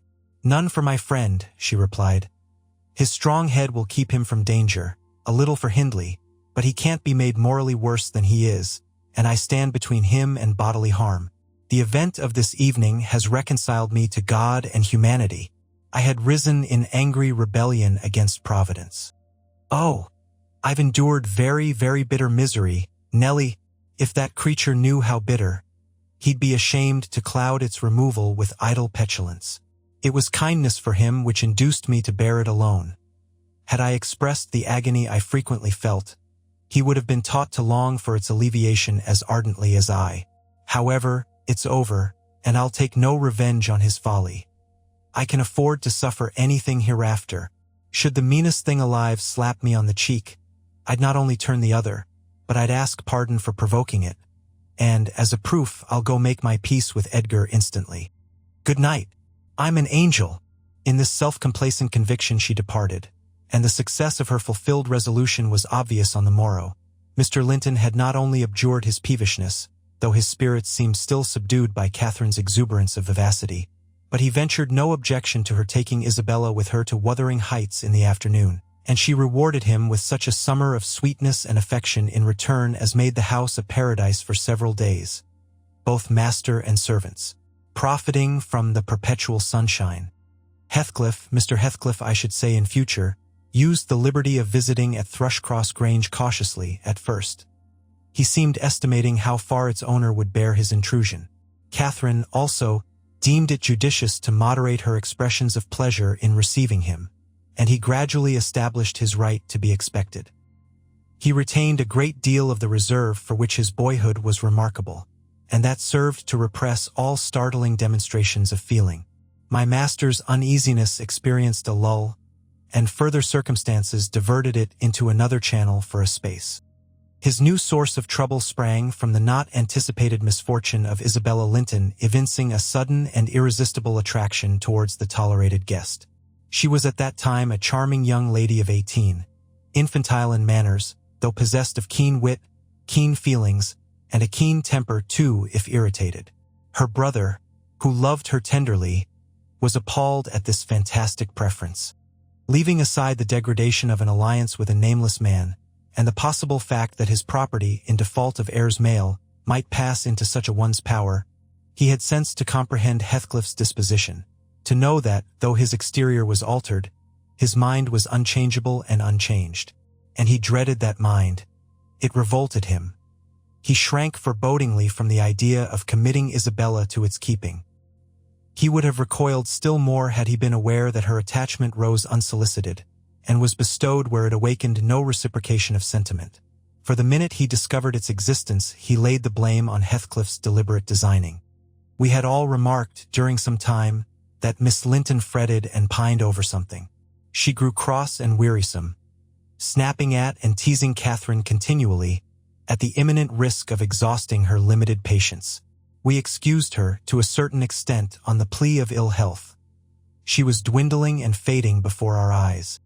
But one day, when she had been peculiarly wayward, rejecting her breakfast, complaining that the servants did not do what she told them, that the mistress would allow her to be nothing in the house, and Edgar neglected her, that she had caught a cold with the doors being left open, and we let the parlor fire go out on purpose to vex her, with 100 yet more frivolous accusations, Mrs. Linton peremptorily insisted that she should get to bed, and, having scolded her heartily, threatened to send for the doctor. Mention of Kenneth caused her to exclaim, instantly, that her health was perfect, and it was only Catherine's harshness which made her unhappy. "How can you say I am harsh, you naughty fondling?" cried the mistress, amazed at the unreasonable assertion. "You are surely losing your reason. When have I been harsh? Tell me." "Yesterday," sobbed Isabella. "And now?" "Yesterday," said her sister-in-law. "On what occasion?" "In our walk along the moor. You told me to ramble where I pleased, while you sauntered on with Mr. Heathcliff." "And that's your notion of harshness?" said Catherine, laughing. "It was no hint that your company was superfluous. We didn't care whether you kept with us or not. I merely thought Heathcliff's talk would have nothing entertaining for your ears." "Oh, no," wept the young lady. "You wished me away because you knew I liked to be there." "Is she sane?" asked Mrs. Linton, appealing to me. I'll repeat our conversation, word for word, Isabella, and you point out any charm it could have had for you. I don't mind the conversation, she answered. I wanted to be with— Well, said Catherine, perceiving her hesitate to complete the sentence. With him, and I won't be always sent off, she continued, kindling up. You are a dog in the manger, Cathy, and desire no one to be loved but yourself. You are an impertinent little monkey, exclaimed Mrs. Linton, in surprise. But I'll not believe this idiocy. It is impossible that you can covet the admiration of Heathcliff, that you consider him an agreeable person. I hope I have misunderstood you, Isabella. No, you have not, said the infatuated girl. I love him more than ever you loved Edgar, and he might love me if you would let him. I wouldn't be you for a kingdom, then, Catherine declared emphatically, and she seemed to speak sincerely. Nellie, help me to convince her of her madness. Tell her what Heathcliff is. An unreclaimed creature, without refinement, without cultivation. An arid wilderness of firs and whinstone. I'd as soon put that little canary into the park on a winter's day, as recommend you to bestow your heart on him. It is deplorable ignorance of his character, child, and nothing else, which makes that dream enter your head. Pray, don't imagine that he conceals depths of benevolence and affection beneath a stern exterior. He's not a rough diamond, a pearl-containing oyster of a rustic. He's a fierce, pitiless, wolfish man. I never say to him, let this or that enemy alone because it would be ungenerous or cruel to harm them. I say, let them alone because I should hate them to be wronged. And he'd crush you like a sparrow's egg, Isabella, if he found you a troublesome charge. I know he couldn't love a Linton, and yet he'd be quite capable of marrying your fortune and expectations. Avarice is growing with him a besetting sin. There's my picture, and I'm his friend, so much so, that had he thought seriously to catch you, I should perhaps have held my tongue and let you fall into his trap. Miss Linton regarded her sister-in-law with indignation. For shame! For shame! She repeated angrily. You are worse than 20 foes, you poisonous friend. Ah, you won't believe me, then? Said Catherine. You think I speak from wicked selfishness? I'm certain you do, retorted Isabella. And I shudder at you. Good, cried the other. Try for yourself, if that be your spirit. I have done, and yield the argument to your saucy insolence. And I must suffer for her egotism, she sobbed as Mrs. Linton left the room. All is against me. She has blighted my single consolation. But she uttered falsehoods, didn't she? Mr. Heathcliff is not a fiend. He has an honorable soul, and a true one, or how could he remember her? Banish him from your thoughts, miss, I said. He's a bird of bad omen. No mate for you. Mrs. Linton spoke strongly, and yet I can't contradict her. She is better acquainted with his heart than I, or anyone besides, and she never would represent him as worse than he is. Honest people don't hide their deeds. How has he been living? How has he got rich? Why is he staying at Wuthering Heights, the house of a man whom he abhors? They say Mr. Earnshaw is worse and worse since he came. They sit up all night together continually, and Hindley has been borrowing money on his land, and does nothing but play and drink. I heard only a week ago, it was Joseph who told me. I met him at Gimmerton. Nellie, he said, we's hae a crowner's quest now at H.R. folks. One on 'em's a'most getten his finger cut off why howding t'other fro stickin' hisseln loike a calf. That's Meester, ya naw, at Essoa up a-going to Tigran sizes. He's known feared o' T-bench o' judges, norther Paul, nor Peter, nor John, nor Matthew, nor known on 'em, not he. He fair likes. He langs to set his brazen face agin, and yon bonny lad Heathcliff, ya mind, he's a rare un. He can girn a laugh as well as onybody at a rate divil's jest. Does he niver say nowt of his fine living amang us, when he goes to T Grange? This is T-way on tea, up at sundown. Dice, brandy, Chloe's shutters, you and he can the light till next day at noon. Then, to full gangs banning on raving to his chammer, Mac King Dacent Fowks dig Thursday fingers I Thursday lugs fur vari shame. On the knave, why he can cane his brass, on 8, on sleep, on off to his neighbors to gossip why wife. I course, He tells Dame Catherine how her father's gould runs into his pocket, and her father's son gallops down T Broad Road, while he flees afore to Oppen T Pikes. Now, Miss Linton, Joseph is an old rascal, but no liar, and if his account of Heathcliff's conduct be true, you would never think of desiring such a husband, would you? You are leagued with the rest, Ellen, she replied. I'll not listen to your slanders. What malevolence you must have to wish to convince me that there is no happiness in the world. Whether she would have got over this fancy if left to herself, or persevered in nursing it perpetually, I cannot say. She had little time to reflect. The day after, there was a justice meeting at the next town. My master was obliged to attend, and Mr. Heathcliff, aware of his absence, called rather earlier than usual. Catherine and Isabella were sitting in the library on hostile terms but silent, the latter alarmed at her recent indiscretion and the disclosure she had made of her secret feelings in a transient fit of passion. The former, on mature consideration, really offended with her companion, and, if she laughed again at her pertness, inclined to make it no laughing matter to her.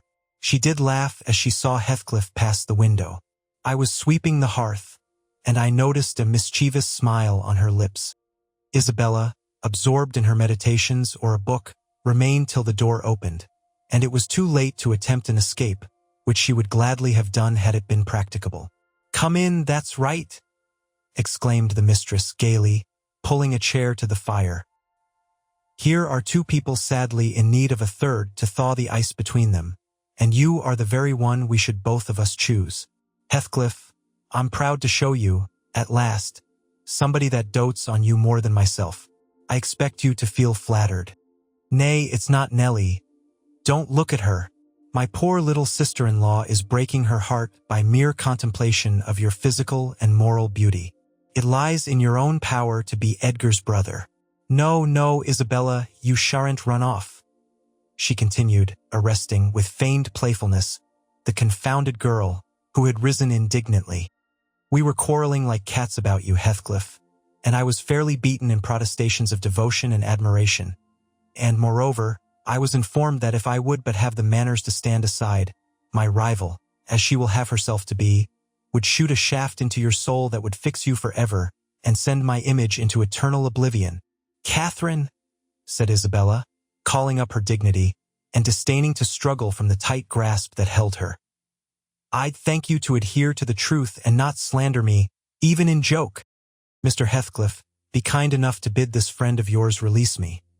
She forgets that you and I are not intimate acquaintances, and what amuses her is painful to me beyond expression." As the guest answered nothing, but took his seat, and looked thoroughly indifferent what sentiments she cherished concerning him, she turned and whispered an earnest appeal for liberty to her tormentor. "By no means," cried Mrs. Linton in answer. "I won't be named a dog in the manger again. You shall stay. Now then, Heathcliff, why don't you evince satisfaction at my pleasant news? Isabella swears that the love Edgar has for me is nothing to that she entertains for you. I'm sure she made some speech of the kind. Did she not, Ellen? And she has fasted ever since the day before yesterday's walk, from sorrow and rage that I dispatched her out of your society under the idea of its being unacceptable." "I think you belie her," said Heathcliff, twisting his chair to face them. "She wishes to be out of my society now, at any rate," and he stared hard at the object of discourse, as one might do at a strange, repulsive animal. A centipede from the Indies, for instance, which curiosity leads one to examine in spite of the aversion it raises. The poor thing couldn't bear that. She grew white and red in rapid succession, and, while tears beaded her lashes, bent the strength of her small fingers to loosen the firm clutch of Catherine. And perceiving that as fast as she raised one finger off her arm another closed down, and she could not remove the whole together, she began to make use of her nails, and their sharpness presently ornamented the detainers with crescents of red. "There's a tigress!" exclaimed Mrs. Linton, setting her free and shaking her hand with pain. "Begone, for God's sake, and hide your vixen face. How foolish to reveal those talons to him. Can't you fancy the conclusions he'll draw? Look, Heathcliff, they are instruments that will do execution. You must beware of your eyes. I'd wrench them off her fingers if they ever menaced me," he answered brutally, when the door had closed after her. But what did you mean by teasing the creature in that manner, Kathy? You were not speaking the truth, were you? I assure you I was, she returned. She has been dying for your sake several weeks, and raving about you this morning, and pouring forth a deluge of abuse, because I represented your failings in a plain light, for the purpose of mitigating her adoration. But don't notice it further. I wish to punish her sauciness, that's all. I like her too well, my dear Heathcliff, to let you absolutely seize and devour her up. And I like her too ill to attempt it, said he, except in a very ghoulish fashion. You'd hear of odd things if I lived alone with that mawkish waxen face. The most ordinary would be painting on its white the colors of the rainbow, and turning the blue eyes black every day or two. They detestably resemble Linton's. Delectably, observed Catherine. They are Dove's eyes, angels. She's her brother's heir, is she not? He asked after a brief silence. I should be sorry to think so, returned his companion. Half a dozen nephews shall erase her title. Please heaven, abstract your mind from the subject at present. You are too prone to covet your neighbor's goods. Remember, this neighbor's goods are mine. If they were mine, they would be none the less that, said Heathcliff. But though Isabella Linton may be silly, she is scarcely mad, and in short will dismiss the matter as you advise. From their tongues they did dismiss it, and Catherine probably from her thoughts. The other, I felt certain, recalled it often in the course of the evening. I saw him smile to himself, grin rather, and lapse into ominous musing whenever Mrs. Linton had occasion to be absent from the apartment. I determined to watch his movements. My heart invariably cleaved to the master's, in preference to Catherine's side, with reason I imagined, for he was kind and trustful and honorable, and she could not be called the opposite, yet she seemed to allow herself such wide latitude, that I had little faith in her principles, and still less sympathy for her feelings. I wanted something to happen which might have the effect of freeing both Wuthering Heights and the Grange of Mr. Heathcliff, quietly, leaving us as we had been prior to his advent. His visits were a continual nightmare to me, and, I suspected, to my master also. His abode at the Heights was an oppression past explaining. I felt that God had forsaken the stray sheep there to its own wicked wanderings, and an evil beast prowled between it and the fold, waiting his time to spring and destroy. Chapter 11. Sometimes, while meditating on these things in solitude, I've got up in a sudden terror, and put on my bonnet to go see how all was at the farm. I've persuaded my conscience that it was a duty to warn him how people talked regarding his ways, and then I've recollected his confirmed bad habits, and, hopeless of benefiting him, have flinched from re-entering the dismal house, doubting if I could bear to be taken at my word. One time I passed the old gate, going out of my way, on a journey to Gimmerton. It was about the period that my narrative has reached. A bright, frosty afternoon, the ground bare, and the road hard and dry. I came to a stone where the highway branches off onto the moor at your left hand. A rough sand pillar with the letters W, H, cut on its north side on the east G, and on the southwest T, G. It serves as a guidepost to the Grange, the Heights, and village. The sun shone yellow on its gray head, reminding me of summer, and I cannot say why, but all at once a gush of child sensations flowed into my heart. Hindley and I held it a favorite spot 20 years before. I gazed long at the weather-worn block, and stooping down, perceived a hole near the bottom still full of snail shells and pebbles, which we were fond of storing there with more perishable things. And, as fresh as reality, it appeared that I beheld my early playmate seated on the withered turf. His dark, square head bent forward, and his little hand scooping out the earth with a piece of slate. "Poor Hindley!" I exclaimed involuntarily. I started. I was cheated into a momentary belief that the child lifted its face and stared straight into mine. It vanished in a twinkling, but immediately I felt an irresistible yearning to be at the Heights. Superstition urged me to comply with this impulse. Supposing he should be dead, I thought, or should die soon. Supposing it were a sign of death, the nearer I got to the house the more agitated I grew, and on catching sight of it I trembled in every limb. The apparition had outstripped me. It stood looking through the gate. That was my first idea on observing an elf-locked, brown-eyed boy setting his ruddy countenance against the bars. Further reflection suggested this must be Hareton, my Hareton, not altered greatly since I left him 10 months since. God bless thee, darling, I cried, forgetting instantaneously my foolish fears. Hareton, it's Nellie. Nellie, Tinus. He retreated out of arm's length and picked up a large flint. I am come to see thy father, Hareton, I added, guessing from the action that Nellie, if she lived in his memory at all, was not recognized as one with me. He raised his missile to hurl it. I commenced a soothing speech, but could not stay his hand. The stone struck my bonnet, and then ensued, from the stammering lips of the little fellow, a string of curses, which, whether he comprehended them or not, were delivered with practiced emphasis, and distorted his baby features into a shocking expression of malignity. You may be certain this grieved more than angered me. Fit to cry, I took an orange from my pocket and offered it to propitiate him. He hesitated and then snatched it from my hold, as if he fancied I only intended to tempt and disappoint him. I showed another, keeping it out of his reach. Who has taught you those fine words, my bairn? I inquired. The curate. Damn the curate and thee. Jae me that, he replied. Tell us where you got your lessons and you shall have it, said I. Who's your master? Devil Daddy, was his answer. And what do you learn from Daddy? I continued. He jumped at the fruit. I raised it higher. What does he teach you? I asked. Naught, said he, but to keep out of his gate. Daddy cannot bide me, because I swear at him. Ah, and the devil teaches you to swear at Daddy, I observed. I nay, he drawled. Who then? Heathcliff. I asked if he liked Mr. Heathcliff. Aye, he answered again.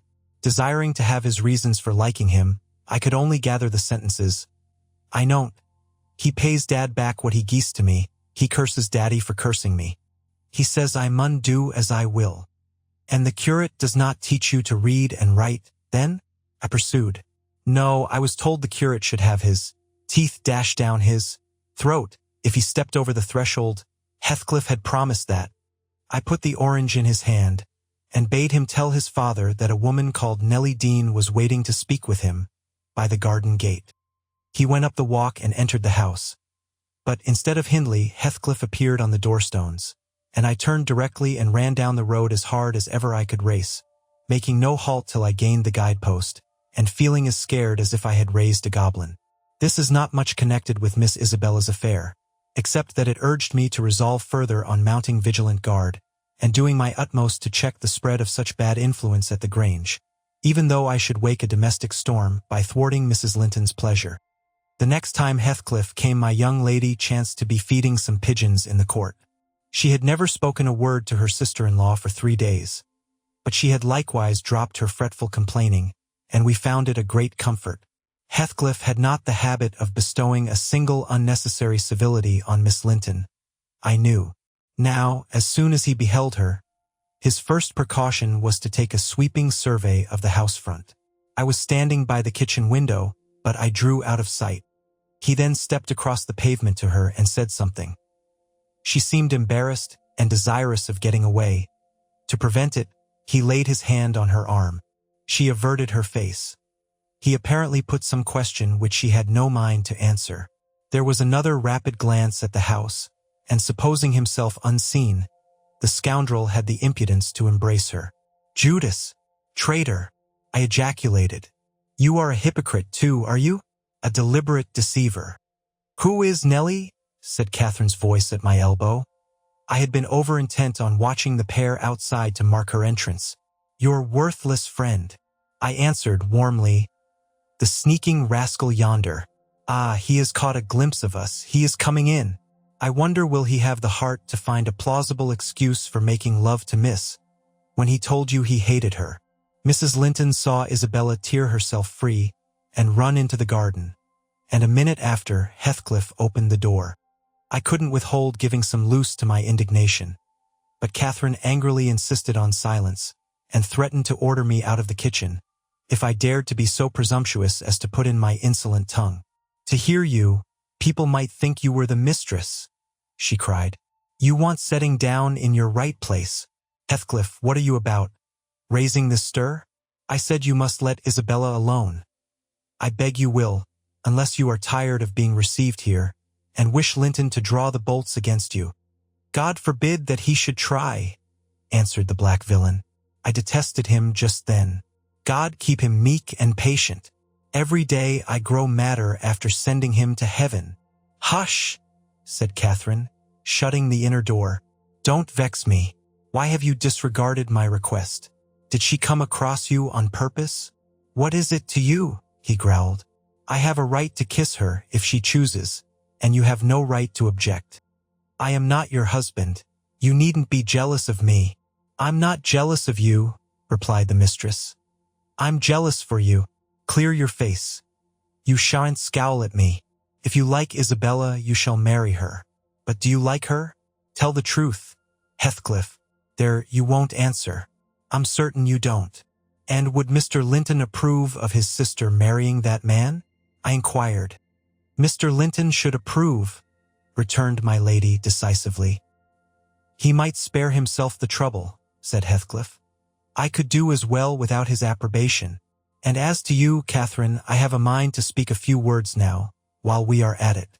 I want you to be aware that I know you have treated me infernally. Infernally. Do you hear? And if you flatter yourself that I don't perceive it, you are a fool. And if you think I can be consoled by sweet words, you are an idiot. And if you fancy I'll suffer unrevenged, I'll convince you of the contrary in a very little while. Meantime, thank you for telling me your sister-in-law's secret. I swear I'll make the most of it. And stand you aside. What new phase of his character is this? Exclaimed Mrs. Linton, in amazement. I've treated you infernally, and you'll take your revenge. How will you take it, ungrateful brute? How have I treated you infernally? I seek no revenge on you, replied Heathcliff less vehemently. That's not the plan. The tyrant grinds down his slaves, and they don't turn against him. They crush those beneath them. You are welcome to torture me to death for your amusement. Only allow me to amuse myself a little in the same style, and refrain from insult as much as you are able. Having leveled my palace, don't erect a hovel and complacently admire your own charity in giving me that for a home. If I imagined you really wished me to marry Isabel, I'd cut my throat. Oh, the evil is that I am not jealous, is it? Cried Catherine. Well, I won't repeat my offer of a wife. It is as bad as offering Satan a lost soul. Your bliss lies, like his, in inflicting misery. You prove it. Edgar is restored from the ill temper he gave way to at your coming. I begin to be secure and tranquil, and you, restless to know us at peace, appear resolved on exciting a quarrel. Quarrel with Edgar, if you please, Heathcliff, and deceive his sister. You'll hit on exactly the most efficient method of revenging yourself on me. The conversation ceased. Mrs. Linton sat down by the fire, flushed and gloomy. The spirit which served her was growing intractable. She could neither lay nor control it. He stood on the hearth with folded arms, brooding on his evil thoughts, and in this position I left them to seek the master, who was wondering what kept Catherine below so long. Ellen, said he when I entered, have you seen your mistress? Yes, she's in the kitchen, sir, I answered. She's sadly put out by Mr. Heathcliff's behavior, and, indeed, I do think it's time to arrange his visits on another footing. There's harm in being too soft, and now it's come to this. And I related the scene in the court, and, as near as I dared, the whole subsequent dispute. I fancied it could not be very prejudicial to Mrs. Linton, unless she made it so afterwards, by assuming the defensive for her guest. Edgar Linton had difficulty in hearing me to the close. His first words revealed that he did not clear his wife of blame. This is insufferable, he exclaimed. It is disgraceful that she should own him for a friend, and force his company on me. Call me 2 men out of the hall, Ellen. Catherine shall linger no longer to argue with the low ruffian. I have humored her enough. He descended, and bidding the servants wait in the passage, went, followed by me, to the kitchen. Its occupants had recommenced their angry discussion. Mrs. Linton, at least, was scolding with renewed vigor. Heathcliff had moved to the window and hung his head, somewhat cowed by her violent rating apparently. He saw the master first, and made a hasty motion that she should be silent, which she obeyed abruptly on discovering the reason of his intimation. "How is this?" said Linton, addressing her. "What notion of propriety must you have to remain here after the language which has been held to you by that blackguard? I suppose because it is his ordinary talk you think nothing of it. You are habituated to his baseness and, perhaps, imagine I can get used to it too. Have you been listening at the door, Edgar?" asked the mistress, in a tone particularly calculated to provoke her husband, implying both carelessness and contempt of his irritation. Heathcliff, who had raised his eyes at the former speech, gave a sneering laugh at the latter, on purpose, it seemed, to draw Mr. Linton's attention to him. He succeeded, but Edgar did not mean to entertain him with any high flights of passion. "I've been so far forbearing with you, sir," he said quietly. "Not that I was ignorant of your miserable, degraded character, but I felt you were only partly responsible for that, and Catherine wishing to keep up your acquaintance, I acquiesced foolishly. Your presence is a moral poison that would contaminate the most virtuous. For that cause, and to prevent worse consequences, I shall deny you hereafter admission into this house, and give notice now that I require your instant departure. 3 minutes' delay will render it involuntary and ignominious." Heathcliff measured the height and breadth of the speaker with an eye full of derision. "Cathy, this lamb of yours threatens like a bull," he said. "It is in danger of splitting its skull against my knuckles. By God, Mr. Linton, I'm mortally sorry that you are not worth knocking down." My master glanced towards the passage and signed me to fetch the men. He had no intention of hazarding a personal encounter. I obeyed the hint, but Mrs. Linton, suspecting something, followed, and when I attempted to call them, she pulled me back, slammed the door to, and locked it. "Fair means," she said, in answer to her husband's look of angry surprise. "If you have not courage to attack him, make an apology or allow yourself to be beaten. It will correct you of feigning more valor than you possess. No, I'll swallow the key before you shall get it. I'm delightfully rewarded for my kindness to each, after constant indulgence of one's weak nature, and the other's bad one, I earn for thanks 2 samples of blind ingratitude, stupid to absurdity. Edgar, I was defending you and yours, and I wish Heathcliff may flog you sick, for daring to think an evil thought of me. It did not need the medium of a flogging to produce that effect on the master." He tried to wrest the key from Catherine's grasp, and for safety she flung it into the hottest part of the fire, whereupon Mr. Edgar was taken with a nervous trembling, and his countenance grew deadly pale. For his life he could not avert that excess of emotion. Mingled anguish and humiliation overcame him completely. He leant on the back of a chair and covered his face. "Oh, heavens! In old days this would win you knighthood," exclaimed Mrs. Linton. "We are vanquished! We are vanquished! Heathcliff would as soon lift a finger at you as the king would march his army against a colony of mice. Cheer up! You shan't be hurt. Your type is not a lamb.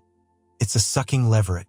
"I wish you joy of the milk-blooded coward, Cathy," said her friend. "I compliment you on your taste. And that is the slavering, shivering thing you preferred to me. I would not strike him with my fist, but I'd kick him with my foot, and experience considerable satisfaction. Is he weeping, or is he going to faint for fear?" The fellow approached and gave the chair on which Linton rested a push. He'd better have kept his distance. My master quickly sprang erect and struck him full on the throat, a blow that would have leveled a slighter man. It took his breath for a minute, and while he choked, Mr. Linton walked out by the back door into the yard, and from thence to the front entrance. "There! You've done with coming here," cried Catherine. "Get away now. He'll return with a brace of pistols and 6 assistants. If he did overhear us, of course he'd never forgive you. You've played me an ill turn, Heathcliff, but go, make haste. I'd rather see Edgar at bay than you. Do you suppose I'm going with that blow burning in my gullet?" he thundered. "By hell, no. I'll crush his ribs in like a rotten hazelnut before I cross the threshold. If I don't floor him now, I shall murder him some time. So, as you value his existence, let me get at him." "He is not coming," I interposed, framing a bit of a lie. "There's the coachman and the 2 gardeners. You'll surely not wait to be thrust into the road by them. Each has a bludgeon, and Master will, very likely, be watching from the parlor windows to see that they fulfill his orders. The gardeners and coachmen were there, but Linton was with them. They had already entered the court. Heathcliff, on the second thoughts, resolved to avoid a struggle against 3 underlings. He seized the poker, smashed the lock from the inner door, and made his escape as they tramped in. Mrs. Linton, who was very much excited, bade me accompany her upstairs. She did not know my share in contributing to the disturbance, and I was anxious to keep her in ignorance. "I'm nearly distracted, Nellie," she exclaimed, throwing herself on the sofa. "1,000 Smith's hammers are beating in my head. Tell Isabella to shun me. This uproar is owing to her, and should she or anyone else aggravate my anger at present, I shall get wild. And Nellie, say to Edgar, if you see him again tonight, that I'm in danger of being seriously ill. I wish it may prove true. He has startled and distressed me shockingly. I want to frighten him. Besides, he might come and begin a string of abuse or complainings. I'm certain I should recriminate, and God knows where we should end. Will you do so, my good Nellie? You are aware that I am no way blamable in this matter. What possessed him to turn listener? Heathcliff's talk was outrageous after you left us, but I could soon have diverted him from Isabella, and the rest meant nothing. Now all is dashed wrong. By the fool's craving to hear evil of self, that haunts some people like a demon. Had Edgar never gathered our conversation, he would never have been the worse for it. Really, when he opened on me in that unreasonable tone of displeasure after I had scolded Heathcliff till I was hoarse for him, I did not care hardly what they did to each other, especially as I felt that, however the scene closed, we should all be driven asunder for nobody knows how long. Well, if I cannot keep Heathcliff for my friend, if Edgar will be mean and jealous, I'll try to break their hearts by breaking my own. That will be a prompt way of finishing all, when I am pushed to extremity. But it's a deed to be reserved for a forlorn hope. I'd not take Linton by surprise with it. To this point he has been discreet in dreading to provoke me. You must represent the peril of quitting that policy, and remind him of my passionate temper, verging, when kindled, on frenzy. I wish you could dismiss that apathy out of that countenance, and look rather more anxious about me. The stolidity with which I received these instructions was, no doubt, rather exasperating, for they were delivered in perfect sincerity, but I believed a person who could plan the turning of her fits of passion to account, beforehand, might, by exerting her will, manage to control herself tolerably, even while under their influence. And I did not wish to frighten her husband, as she said, and multiply his annoyances for the purpose of serving her selfishness. Therefore I said nothing when I met the master coming towards the parlor, but I took the liberty of turning back to listen whether they would resume their quarrel together. He began to speak first. "Remain where you are, Catherine," he said, without any anger in his voice, but with much sorrowful despondency. "I shall not stay. I am neither come to wrangle nor be reconciled, but I wish just to learn whether, after this evening's events, you intend to continue your intimacy with—" "Oh, for mercy's sake," interrupted the mistress, stamping her foot. "For mercy's sake, let us hear no more of it now. Your cold blood cannot be worked into a fever. Your veins are full of ice water, but mine are boiling, and the sight of such chillness makes them dance. To get rid of me, answer my question," persevered Mr. Linton. "You must answer it, and that violence does not alarm me. I have found that you can be as stoical as anyone, when you please. Will you give up Heathcliff hereafter, or will you give up me? It is impossible for you to be my friend and his at the same time, and I absolutely require to know which you choose." "I require to be let alone," exclaimed Catherine, furiously. "I demand it. Don't you see I can scarcely stand? Edgar, you leave me." She rang the bell till it broke with a twang. I entered leisurely. It was enough to try the temper of a saint. Such senseless, wicked rages. There she lay, dashing her head against the arm of the sofa, and grinding her teeth, so that you might fancy she would crash them to splinters. Mr. Linton stood looking at her in sudden compunction and fear. He told me to fetch some water. She had no breath for speaking. I brought a glass full, and as she would not drink, I sprinkled it on her face.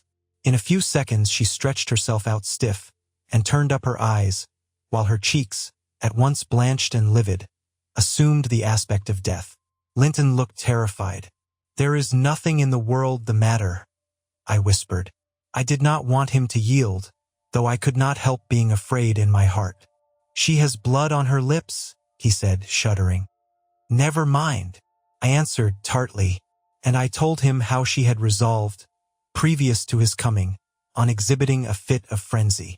I incautiously gave the account aloud, and she heard me. For she started up, her hair flying over her shoulders, her eyes flashing, the muscles of her neck and arms standing out preternaturally. I made up my mind for broken bones, at least, but she only glared about her for an instant, and then rushed from the room. The master directed me to follow. I did, to her chamber door. She hindered me from going further by securing it against me. As she never offered to descend to breakfast next morning, I went to ask whether she would have some carried up. "No," she replied peremptorily. The same question was repeated at dinner and tea, and again on the morrow after, and received the same answer. Mr. Linton, on his part, spent his time in the library, and did not inquire concerning his wife's occupations. Isabella and he had had an hour's interview, during which he tried to elicit from her some sentiment of proper horror for Heathcliff's advances, but he could make nothing of her evasive replies, and was obliged to close the examination unsatisfactorily, adding, however, a solemn warning that if she were so insane as to encourage that worthless suitor, it would dissolve all bonds of relationship between herself and him.